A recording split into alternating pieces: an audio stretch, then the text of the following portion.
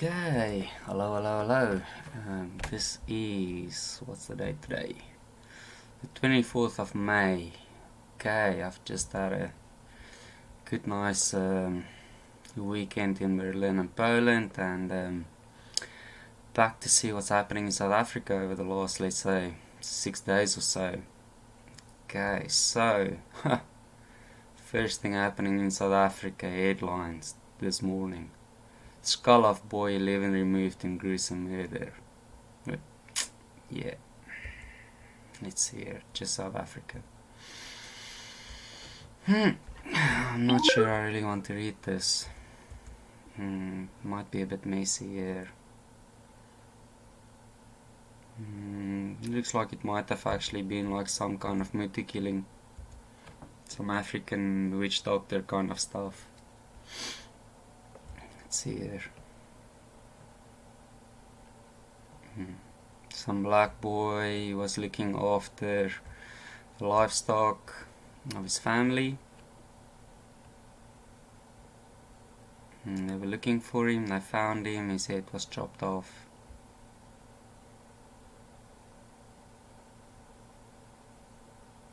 They're not really saying anything else, they just found the guy and he's going to appear in court. Yeah.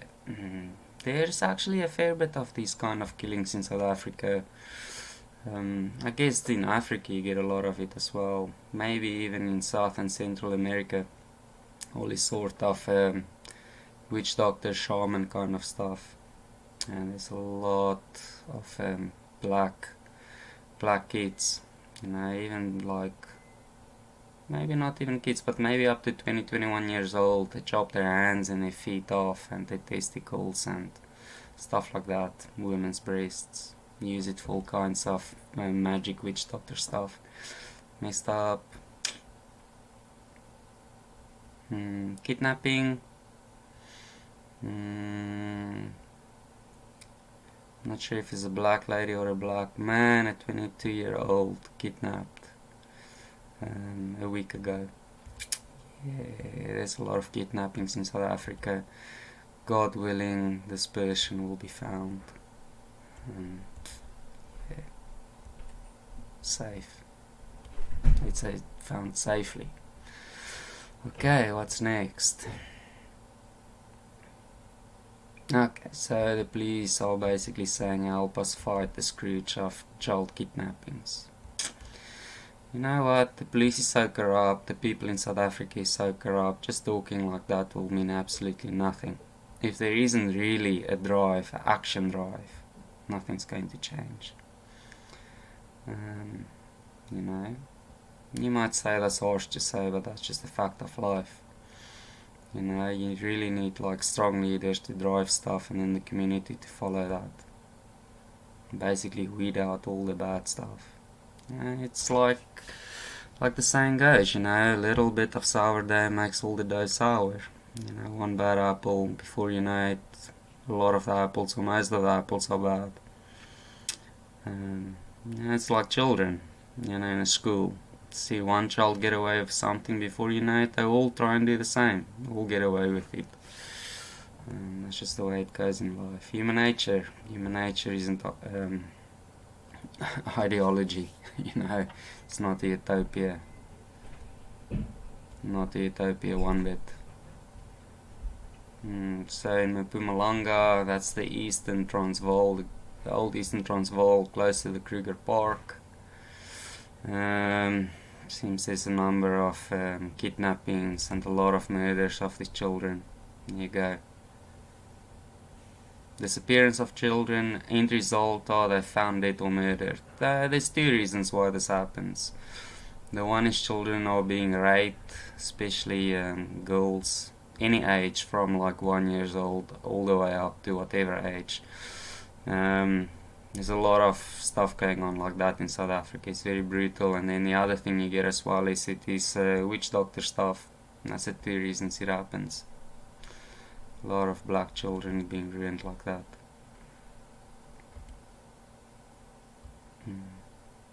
That's it. See here. Winnie Mandela used to do like a lot of messed up stuff to black people back in the day as well. Get them all to follow her maniac actions. You know, by the way. Some fraud. I wonder what kind of fraud is it. Corruption. I wonder if it's government fraud or private fraud. Let's see here. No, it's a municipality. Municipality in the northern Cape, very close to Namibia. Is it? I think it's Port Nolloth is there. I might be wrong, but I think that's where it is, yeah. It's on the river. Lots of diamonds in the Orange River there on the coast.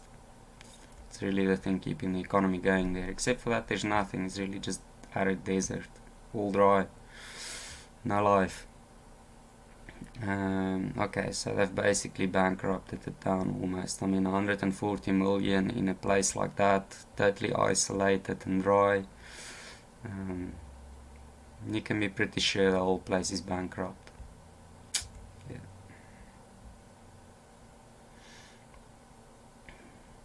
Issues about VAT. I mean, increasing VAT's not going to help. You need to increase productivity in a society to make it better. Look at the Chinese. Well, for that matter, look at the Vietnamese, look at the Indonesians, look at the Philippines, look at the Russia, look at Poland. Look at all these countries getting aid. You know, Panama. Went to Panama a couple of years ago. It's amazing. That city is just mind-boggling. It's like a little Hong Kong. Either way, a violent city, but you know, you have these 70-story skyscrapers everywhere, tens and tens of kilometers. Really beautiful. Anyhow, let's see here. Okay, more abalone. Yeah, all these people selling abalone in China and Hong Kong and Taiwan and those places. A lot of Chinese people involved, getting the locals that's living in poverty to do their bidding for them. A lot of that going on. Klebeland's hostel shooting. Yeah, another one. There's a lot of these. People living in the same area, different tribes, different political views and backgrounds.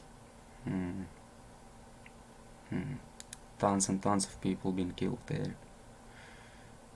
Maybe every week they kill someone around there. Maybe even 2 people in a week.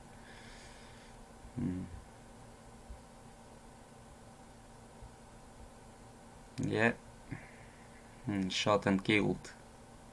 Shot in the head, shoulder and stomach. I wanted to make sure he's dead.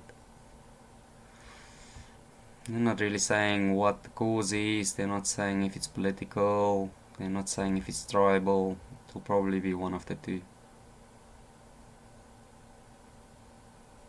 Middle-aged people. People in their late 30s and mid-40s, you know. They've been involved in this kind of stuff probably for a very long time. Yeah.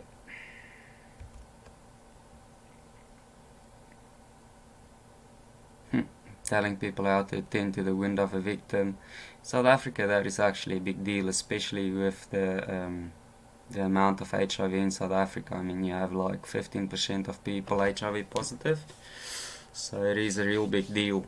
You know, a lot of people have to wear like stuff that they look like they do spacesuits and crap like that just to not get infected, you know, get some blood in the eye, even one little small spatter and you're done. So, yeah. Okay, let's go check this one out.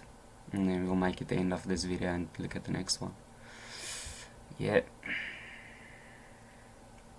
Okay, so they caught 8 suspects for bank robbery in April. Good.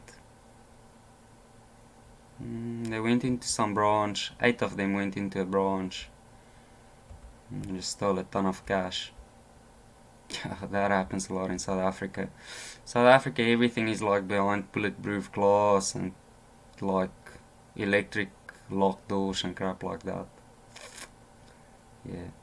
When I was really small, it wasn't the case, but by the like late 80s, it started increasing more and more as crime just started escalating exponentially. By the time, like in the mid 90s, everything was behind bulletproof glass and these auto-lock double doors. And still, even with that, they can walk in there and steal a large amount of cash. So yeah, it doesn't even work.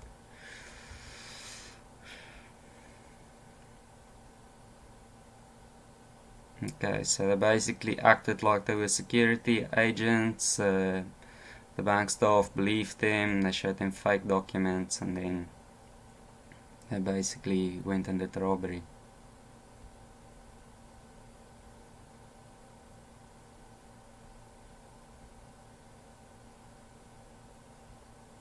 Interesting. We've got like two old people, a 50 and a 54-year-old involved. Yeah, looks like they're two white guys. It's quite interesting. Usually they're not involved with these sort of big gangs that just do like raw crime. Might be white guys, might be some colored guys, but still, it's interesting to see like people in the mid-50s doing this. Interesting stuff. Very interesting stuff. 6 more people. Inside job. 2 of them are actually working in a bank. Just the inside job. People getting sick and tired of not getting ahead in life and planning a robbery. The thing is how most of them get caught is I actually had a friend that worked at this bank way back, and they had a big robbery like that as well. I think like a ton of cash were coming in on the day, and like 4 or 5 people with automatic rifles came and stole all the money. And this friend of mine, all of them had to actually do lie detector tests to double check, if any of them were involved. And I think that's probably the way they catch these guys. Lie detector tests. They make everybody do a lie detector test. So that's how they catch them, probably. I might be wrong, but... Oh, and then they're just talking about more crime. So then they caught a 43-year-old somewhere else with a bunch of drugs. Actually a fair bit of drugs. About $150,000 worth of drugs.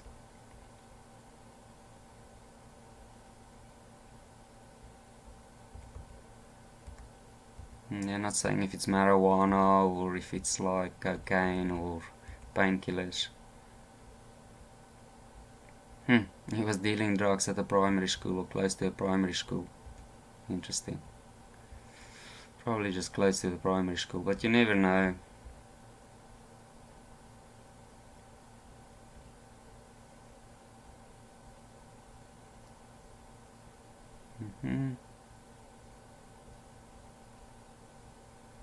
Okay, good.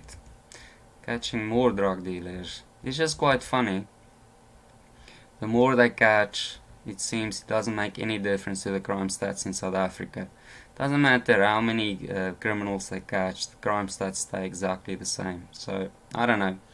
Either way, yeah, very interesting news straight off the bat.